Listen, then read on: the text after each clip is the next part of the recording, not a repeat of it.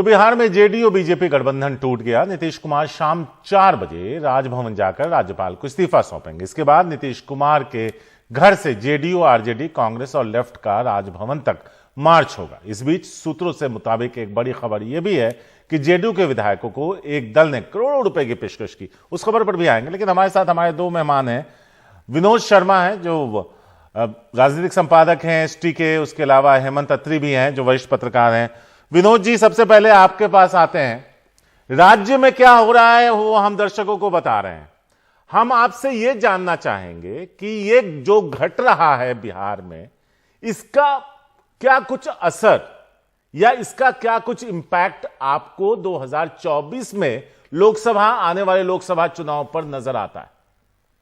देखो, वो दूरबीन तो मेरे को लगानी पड़ेगी। वो दूरबीन अभी नहीं है मेरे पास, और मैं समझता हूं किसी के पास भी। बता दीजिए। हाँ, मैं अटकलें लगा सकते हैं, स्पेकुलेट कर सकते हैं, प्रोजेक्शंस दे सकते हैं जी।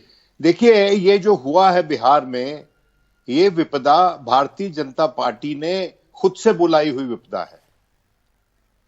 भारतीय जनता पार्टी का जो तौर तरीका छोटे दलों के साथ रहा है, देखिए, शुरू में जब भारतीय जनता पार्टी आई तो उसने कहा कि हमारी पार्टी इतनी बड़ी हो जाएगी कि कम्युनिस्ट पार्टी ऑफ चाइना से भी बड़ी हो जाएगी। हाँ, हो सकता है बड़ी हो गई हो, सीपीसी से हो सकता है बड़ी हो गई हो, लेकिन अब लोगों को अंदेशा यह लग रहा है कि क्या सिस्टम भी वही जैसा ही लाना चाहते हैं क्या, सिंगल पार्टी रूल समस्त देश में। अब मैं इसको समझाता हूं व्यापक तौर पे आपको जी। कि जिन जिन छोटे दलों ने इनके साथ गठबंधन किया, जिन जिन विक्रम पे ये बैताल बैठा, वो कहीं के नहीं रहे। आपको नाम देख लीजिए, आप गिन लीजिए नाम। टीडीपी कहीं का नहीं रहा। तृणमूल ने लड़के अपनी जमीन बचाई। आप और बहुतेरे दल हैं जिनकी आप बात कर सकते हैं, जिनका इनके साथ गठबंधन था। एआईएडीएम की बात कर लीजिए साउथ में, जनता दल की बात कर लीजिए कर्नाटक में, क्या हालत हो गई है जनता दल की। शुरू में जनता दल के ही कंधे पे बैठ के आए थे, टीडीपी के कंधे पे बैठ के आंध्र प्रदेश में आने की कोशिश की। तो जहां भी, जिस तरफ भी आप देखेंगे, भारतीय जनता पार्टी का जो ये रवैया रहा है कि छोटे दलों को हजम कर जाए, निगल जाए, उसकी जमीन पे अपना प्रभुत्व बना ले। देखिए, पॉलिटिकली हम उनसे इस बात पे झगड़ नहीं सकते, लेकिन जब बहुत व्यापक स्तर पे ये होता है तो नेचुरली लोगों के मन में अंदेशा उठता है, उनके मन में चिंताएं जागती हैं कि क्या भारतीय जनता पार्टी के साथ गठबंधन बना के रखना उचित होगा। अब आप, ये जो आरोप लग रहा है कि जेडीयू के अंदर ट्रोजन हॉर्स बिठाया हुआ था, देखिए, Bharatiya Janata party Trojan horse बिठाने में माहिर है। शिंदे साहब महाराष्ट्र में ट्रोजन हॉर्स थे, सांगमा साहब नॉर्थ ईस्ट में ट्रोजन हॉर्स हो गए। तो जगह जगह उन्होंने ट्रोजन हॉर्स अपनी रणनीति के तहत वो लड़ाई जीतने के लिए जो बरसों से इंतजार कर रही थी भारतीय जनता पार्टी की, उसका समस्त भारत पे वर्चस्व होगा, जैसे कि कांग्रेस का था जी। और जब कांग्रेस प्रभुत्व में थी, ऐसी ही बड़ी स्तर की पार्टी थी, तो उस वक्त जो सबसे ज्यादा ड्राइविंग इंपल्स होता था हमारी राजनीति में, वो एंटी कांग्रेसिज्म होता था। आज के दिन वो एंटी बीजेपीइज्म में तब्दील होता हुआ नजर आ रहा है, कम से कम प्रांतीय दलों के अंदर। और इसमें सिर्फ वही दल जो सत्तारूढ़ नहीं है, भारतीय जनता पार्टी के साथ संबंध बनाना चाहते हैं। मिसाल के तौर पे बीएसपी या टीडीपी। अभी हाल ही में चंद्रबाबू नायडू दिल्ली आए थे, प्रधानमंत्री से उनकी मुलाकात हुई एक कॉन्फ्रेंस के दौरान, और मैं भी उनसे मिला था, तो बड़े खुश थे कि प्रधानमंत्री से बड़ी अच्छी मुलाकात हुई। तो चूंकि वो सत्ता से बाहर है आंध्र प्रदेश में, तो उनको शायद भारतीय जनता पार्टी के साथ गठबंधन करना उचित लगता होगा। लेकिन सच्चाई आज के दिन यह है, यथार्थ यह है कि भारतीय जनता पार्टी ने वो कॉन्फिडेंस छोटे दलों को जो उसका दिया करती थी, वो कॉन्फिडेंस आज के दिन वो लूज कर गई है। जी विनोद, वो सोचते हैं या तो ये हमारे अंदर में रिवोल्ट पैदा कर देंगे, या किसी इन्वेस्टिगेटिंग एजेंसी को इस्तेमाल करके हमारे जो चुने हुए लोग हैं उनको अपने खेमे में ले जाएंगे। ये ऑपरेशन कमल जिसकी बात बार बार होती है, ये भारतीय जनता पार्टी के लिए सर्टिफिकेट नहीं है, ये भारतीय जनता पार्टी की कमजोरी बनता हुआ नजर आ रहा है आज के दिन मुझे। हमारे और साथ इसको रोकना चाहिए उनके शीर्ष नेतृत्व को, जी, अगर उसको एक रिलायबल अलायंस पार्टनर के रूप में, बड़ी पार्टी के रूप में माना जाने की इच्छा है। विनोद जी आप बने रहे हमारे साथ। हेमंत तत्री भी हैं। हेमंत जी, हम आपसे पहले भी बात करते रहे थे, अभी कुछ वक्त से पहले। मेरा सवाल आपसे यह था कि नीतीश कुमार और जो अब गठबंधन, महागठबंधन बनता दिख रहा है, क्या इससे उम्मीद करें कि ये अपना कार्यकाल पूरा करेगा, या फिर जिस गाड़ी की ड्राइविंग फिर से नीतीश कुमार करेंगे, सवारी फिर से बदल जाएगी, ड्राइवर वही रहेंगे? नहीं, देखिए, अभी तो आधा कार्यकाल बचा हुआ है सरकार का, और जो पुराना इतिहास रहा है आरजेडी और जेडीयू के आपस का जो अलायंस का था, इसमें जब भी मुंह फेरते हैं, एक इंटरेस्टिंग बात और है, नीतीश कुमार मुंह फेरते हैं, चाहे वो बीजेपी से फेरे या आरजेडी से फेरे, और एलआई उनकी तरफ देखता रहता है। ये नीतीश कुमार की खूबी है, क्योंकि वो दोनों हाथों में लड्डू लेके चलते हैं, और एक मौसम वैज्ञानिक के नाते कि हवा किस दिशा में बह रही है उसका सही आकलन सही समय पर कर लेते हैं।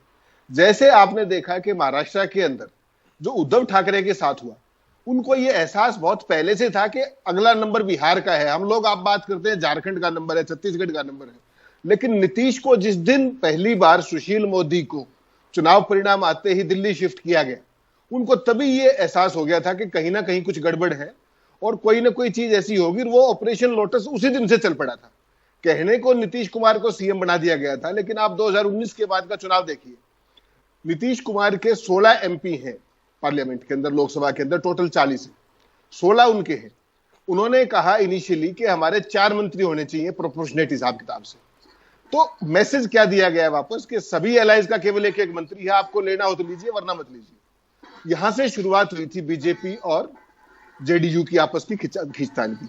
जहां तक आपने सवाल किया कि ये अलायंस जो आज हो रहा है, महागठबंधन जिसको आप नाम दे रहे हैं, ये चलेगा या नहीं, इसके ना चलने का कोई कारण नहीं है। उसका सिंपल, उसका मूल चीज क्या है उसमें कि देखिए, तेजस्वी और लालू की पार्टी लंबे समय से सत्ता से बाहर है जी, और अपने काडर को इंटैक्ट रखने के लिए, अपने ग्रास रूट तक जो उनका सिस्टम है उसको इंटैक्ट रखने के लिए, अपने रिसोर्सेज और फाइनेंस को इंटैक्ट रखने के लिए, हर एक पार्टी जो विपक्ष में थी उसको सत्ता की चाशनी चाहिए है अगर भारतीय लोकतंत्र में उनको बने रहना है। तो तेजस्वी के पास कोई बहुत बड़ा कारण उनको नीतीश को छोड़ने का नहीं है। हालांकि एक इनिशियल संकेत अभी थोड़ी देर पहले मेरे पास आया कि वो डिप्टी सीएम के साथ साथ होम मिनिस्ट्री की डिमांड करेंगे। अब इस पे नीतीश जी राजी होते हैं नहीं, क्योंकि अभी तो हनीमून पीरियड रहेगा 5-7 दिन, तो जब कैबिनेट बनेगी, पोर्टफोलियोज बटेंगे। लेकिन अपेरेंटली कोई कारण नहीं लगता। जिस तरीके से बीजेपी और इनके वैचारिक मतभेद भी थे, मुझे लगता नहीं कि नीतीश की और तेजस्वी की ना तो वो पहले कभी कोई दिक्कत रही और ना बाकी के कार्यकाल में होने वाली है, unless and until Nitish Kumar ji कोई और मौसम देख के फिर ना पलटी मार दें। तेजस्वी की तरफ या दूसरे दलों की तरफ मुझे कोई ज्यादा शंका नहीं लगाई देती। विनोद जी, मेरा एक सवाल आपसे था कि जिस तरह से देखें, बीजेपी का जो टॉप लीडरशिप है उसका फोकस अब 2024 है, जैसे पहले 2019 था। आज जब महाराष्ट्र में सरकार बनी और बीजेपी के जो मंत्री बने बीजेपी के कोटे से, उसमें भी छाप नजर ये आ रही है कि फोकस एक तरीके से रखा गया है कि 2024 के चुनाव, लोकसभा चुनाव में किस तरह से फायदा इसका लिया जाए। क्या यह कहा जाए कि बीजेपी के लिए नीतीश को का दूर चले जाना 2024 के बिहार की राजनीति और वहां के सीटों को लेकर उनके प्रोस्पेक्ट्स पे डेंट मार सकता है? देखिए, अगर आप back of the envelope calculation करेंगे जी, तो जो कोलिशन के कॉन्स्टिट्यूएंट्स होने वाले हैं, जो अपेक्षाकृत होने वाले हैं, उनका वोट शेयर 40 से 42% जमीन पे होगा। अगर आप back of the envelope calculation करें, वो हमेशा धरातल पे कार्यान्वित नहीं होती है, 2-4-5% कम भी हो सकता है, लेकिन ये एक बड़ा ही फॉर्मिडेबल कॉम्बिनेशन होगा अगर इसको सुचारू रूप से नीतीश और तेजस्वी चला लेते हैं। देखिए, बार बार बात की जाती है 2020 के इलेक्शन की। 2020 का इलेक्शन फॉल्स स्टार्ट था। नीतीश को उन्होंने समझा कि नीतीश जो है, नीतीश बड़ा ही इंटेलिजेंट आदमी है, नीतीश पॉलिटिकली बहुत शार्प हैं। हाँ, उन्होंने जो कॉम्प्रोमाइजेस किए उनके चलते उनकी छवि आहत हुई, लेकिन एक समय में वो नरेंद्र मोदी के विपक्ष में एक फॉर्मिडेबल चेहरा माना जाते थे। और पॉलिटिक्स में पर्सनैलिटी ट्रांसप्लांट होता है, मैंने होते हुए देखा है। ओम प्रकाश चौटाला की जो इमेज अपने पिता के कार्यकाल में थी और उसके बाद स्वयं जो उन्होंने अपनी इमेज बाद में बनाई, जो मुलायम सिंह यादव की इमेज लेफ्ट के साथ सानिध्य रख के बनी। मुलायम सिंह यादव तो एक समय में उन पे आरोप लगते थे वीपी सिंह की जब सरकार थी उत्तर प्रदेश में कि भाई वो शरण देते हैं डाकुओं को, हार्बरर ऑफ डेकॉइट्स। लेकिन उसके बाद वो इतने बड़े बैकवर्ड नेता बने। बड़ी इज्जत से मैं बात कर रहा हूं, हम उनकी हिस्ट्री पे थोड़ा सा टच कर रहे हैं। कोई मैं उनके प्रति कोई मेरी पूरे सम्मान से बात कर रहा हूं। तो मैं ये कहना चाह रहा हूं कि ये जो अलायंस शुरू हुआ, ये जो शादी शुरू हुई, इसमें शुरू में ही विधन टला था 2020 में। और उन्होंने जो अपने को नंबर 1 पार्टनर बनाया बिहार में इलेक्शन के दौरान, वो एक रिगिंग के जरिए किया गया। और उसके बाद उन्होंने जिस व्यक्ति ने, जिस अंपायर ने या जिस खिलाड़ी ने रिगिंग में उनकी मदद की, उसी की पार्टी तोड़ दी।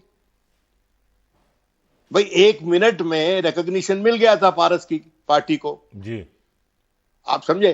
तो अब सवाल यह है कि आप कह रहे हैं कि 2024 में इसका क्या इंपैक्ट होगा। अभी आप देखेंगे कि जिस तरह पहले वाक युद्ध हुआ करता था नीतीश जी में और माननीय प्रधानमंत्री में, वो वाक युद्ध दोबारा शुरू होगा। और आपको अगर वो वाक युद्ध पहले वाला याद ना हो तो मैं करवा दूं कि वो 2-4 बातें प्रधानमंत्री ने कही जो ऐतिहासिक तौर पे गलत थी, और तुरंत Nitish Kumar as a good history teacher intervene करके उनकी गलती को करेक्ट करने की कोशिश करते थे। और जिसके चलते उनकी छवि बढ़ी, उनको लगा कि वो एक पढ़े लिखे समर्थ व्यक्ति हैं जो मुख्यमंत्री हैं बिहार के। लेकिन ये सिर्फ अपने आप को पढ़ा लिखा दिखाकर वो दावेदार नहीं बन सकते जी। उनको अब एक कास्ट सेंसस, सबसे पहला डिसीजन का यह होगा, और मैं इंटेलिजेंट गेस कर रहा हूं, पहला सबसे डिसीजन होगा कास्ट सेंसस का, इस सरकार का, इस गठबंधन का। और उस कास्ट सेंसस को जब ये अनाउंस करेंगे, उसका जो रिपल इफेक्ट पूरे नॉर्थ इंडिया में होगा, उसको हमको जांचना पड़ेगा, देखना पड़ेगा कि उसकी मजबूती, उसकी इंटेंसिटी क्या है। और उसके चलते राजनीति जो है इंडो गैंजेटिक बेल्ट में पलटेगी। किस तरफ जाती है वह नहीं कह सकता है इस वक्त, लेकिन मैं ये अपेक्षा करता हूं कि ये जो कास्ट सेंसस है उस पे पेशरफ्त करेंगे नया जो पार्टी, जो गवर्नमेंट होगा। और नई गवर्नमेंट में नीतीश ही चीफ मिनिस्टर होंगे। अगर नीतीश, आप सब लोग कह रहे हैं अरे छोटी सी पार्टी है और वो कैसे चीफ मिनिस्टर होंगे, तो भैया फिर महाराष्ट्र पे भी थोड़ा गौर कर लो कि वहां पर कौन मुख्यमंत्री है। There to the tail is wagging the dog. ये राजनीति में कोई पहली बार नहीं हो रहा है। चंद्रशेखर जी की सरकार जो थी वो भी वैसी ही थी। यूनाइटेड फ्रंट की सरकार भी वही वैसी थी, नेशनल फ्रंट की सरकार भी वैसी थी। पर राजनीति में जब किसी को संपूर्ण बहुमत नहीं होता, तो जो इंजीनियर्स पॉलिटिशियन है वो कहता है कि लोगों का मैंडेट यह है कि मिलके काम करो। जब किसी एक को मैंडेट पूरा नहीं दिया, तो जनता का मन यह है कि आप सब मिलके काम करें। बिल्कुल। तो देखते हैं कितना अच्छा काम करते हैं मिलके। हेमंत जी, हम आपसे पूछना चाह रहे थे कि नीतीश की तो हम ढेर सारी बातें कर रहे हैं, चिराग की बात करते हैं। चिराग पासवान का जिस तरह से बीजेपी ने इस्तेमाल किया और बाद में उन्हें दूध में पड़ी मक्खी की तरह उठाकर फेंक दिया। चाचा पार्टी तोड़ ले गए, मंत्री पद ले गए जिस पर नेचुरल अधिकार उनका बनता था पिता के जाने के बाद। जिस बंगले में रामविलास पासवान इतने सालों तक रहे, वहां उनकी तस्वीर सड़क पर पड़ी धूल खा रही थी। उन तस्वीरों को भी हम सब ने देखा। तो क्या ये देखें कि जो चिराग पासवान को जिस तरह का ट्रीटमेंट मिला, अब उनके दिन फिरने वाले हैं नीतीश का बीजेपी से दूर जाना उनके लिए फायदेमंद रहेगा? नहीं, देखिए, मैं इस बात से सहमत नहीं हूं। बीजेपी की जो सियासत है आज दिल्ली में, वो एक बहुत साधारण सियासत है कि जिसके पास भी सीटें हैं, कोई सिद्धांत की बात नहीं है, कोई किस तरीके की विचारधारा का इशू नहीं है। जो आदमी काम का है वो कहीं से भी उठा के लाते हैं, वो उनकी गंगा की वैतरणी में नहा के वो पाक साफ हो जाता है। और जिस आदमी के पास वोट नहीं है या जिसके पास सीटें नहीं है या जो समीकरण नहीं बदल सकता, वो बीजेपी के लिए यूजलेस है। आप उत्तर भारत से, जैसे विनोद जी ने दक्षिण भारत की बात की, मैं उत्तर भारत की बात करूंगा। ओम प्रकाश चौटाला के साथ बीजेपी ने क्या किया, उससे पहले बंसीलाल जी के साथ क्या किया था, उसके बाद सुखबीर बादल के साथ क्या किया गया, उसके बाद महबूबा मुफ्ती के साथ क्या किया गया, और ये मायावती के साथ क्या हुआ, आप गिनते जाइए और ये संख्या खत्म नहीं होगी। चिराग पासवान तो बहुत छोटे प्लेयर हैं और पार्ट टाइम पॉलिटिशियन है, वो स्पॉइलर ज्यादा है, पॉलिटिशियन कम है। अदरवाइज उनको ये बताइए मुझे, जब वो बीजेपी का खुद को स्वघोषित हनुमान बता रहे थे मोदी जी का, उन्होंने ऐसे चुनाव कैसे लड़ा कि जहां जहां नीतीश के कैंडिडेट थी वहां तो उनकी पार्टी ने कैंडिडेट उतारे, और जहां बीजेपी के कैंडिडेट थे वहां उन्होंने नहीं उतारे। बीजेपी की सिंपल पॉलिसी ये है कि जो भी उनका एलाई है, जो उनको फर्दर कभी चैलेंज कर सकता है, या कोई भी क्षेत्रीय पार्टी है, उसको day in and day out जिसको आप कहते हैं, उसको वीकन करना है। और उसके लिए इस तरह के छोटे छोटे टूल, चाहे वो ये अपने क्या नाम है, जो आपने चिराग पासवान का नाम लिया, या और वैसे बहुत सारे लोग हैं, और कुछ ऐसे हैं जो सामने हैं, कुछ ऐसे हैं जो छुप के जी। उत्तर प्रदेश के चुनाव में आपने देखा होगा कि कौन किसको क्या। हेमंत जी, यहाँ पे आपको क्षमा चाहेंगे, थोड़ा रोकना चाहेंगे। उमा शंकर सिंह है। उमा, क्या है अपडेट्स? जी देखिए, इस वक्त मैं दिल्ली में पंडारा पार्क स्थित जो मीसा भारती का रेजिडेंस है ऑफिशियल, वहाँ पर हूँ, और लालू यादव भी यहीं पे मौजूद हैं। उनकी तबीयत आपको पता है कि नासाज रहती है, वो स्वास्थ्य लाभ यहाँ पे कर रहे हैं। अब जबकि बिहार से इस तरह का फैसला आ गया है कि वहाँ पे जो जेडीयू बीजेपी गठबंधन है वो टूट गया है, तो सारी निगाह इस बात को लेकर है कि किस तरह से एक जो तारतम्य वो जेडीयू और आरजेडी के बीच बनता है। बहुत सारी जानकारी हमारे सहयोगी मनीष ने पटना से दी। यहाँ से जो जानकारी वो ये कि जो कांग्रेस भी सरकार में शामिल हो सकती है, और जो सूत्र हमें बता रहे हैं उसके मुताबिक ये कि 4 मंत्री कांग्रेस पार्टी के होंगे, और डिप्टी सीएम पर भी कांग्रेस पार्टी की तरफ से दावा किया जा रहा है, और ये भी कहा जा रहा है कि वो डिप्टी सीएम जो है अल्पसंख्यक समुदाय से होगा। तो इस तरह से एक डील जो है कांग्रेस के साथ बनाने की कोशिश, या कांग्रेस जो है वो जेडीयू के साथ बनाने की कोशिश में है। एक जानकारी ये भी आ रही है कि नीतीश कुमार कल या परसों में दिल्ली आएंगे, सोनिया गांधी से भी उनकी मुलाकात होगी, और यहाँ लालू प्रसाद यादव यहाँ पर हैं, यहाँ भी उनसे उनकी मुलाकात होगी। तो जो मुख्य घटनाक्रम है वो पटना में घटित हो रहा है, लेकिन जो आरजेडी के सबसे बड़े नेता हैं वो यहाँ मौजूद हैं। तो ऐसे में एक कर्टसी का तकाजा भी कहता है कि नीतीश कुमार जब इतना बड़ा फैसला उन्होंने एक बार फिर से लिया है, और खासतौर पे अगर आरजेडी जेडीयू के पुराने रिश्ते को देखें तो जिस तरह से 2017 में नीतीश कुमार अलग हुए, उसके बाद से अब फिर से जब वो पार्टी से जुड़ रहे हैं, आरजेडी से जुड़ रहे हैं, तो ऐसे में बहुत सारी शंकाएं जो हैं आरजेडी के भीतर भी है। लेकिन मोटे तौर पर यह सहमति बन गई है, और तभी इतना बड़ा कदम जो है वो नीतीश कुमार ने उठाया है। अब देखना है कि एक बात जो ये सामने आ रही है कि 10 महीने के बाद तेजस्वी यादव मुख्यमंत्री होंगे और खुद कमान जो है नीतीश कुमार उनको सौंपेंगे, उसके बाद वो राष्ट्रीय राजनीति में सक्रिय होंगे। तो ये तमाम बातें जो हैं वो सामने आ रही हैं, लेकिन अभी जो फौरी तौर पे जानकारी है वो यही कि जो कांग्रेस पार्टी है वो भी सरकार में शामिल होने जा रही है, और इस बाबत इत्तला जो है नीतीश कुमार को दे दी गई है, और इस तरह का तारतम्य जो है बन गया है, ऐसी जानकारी हमें सूत्रों के हवाले से मिल रही है। शारिक, शुक्रिया उमा इस पूरी बातचीत के लिए। तो बिहार के इस डेवलपमेंट पर रहेगी नजर। आप दोनों मेहमानों का भी बहुत बहुत शुक्रिया हमारे से जुड़ने के लिए और अपने अनुभव साझा करने के लिए। बहुत बहुत शुक्रिया।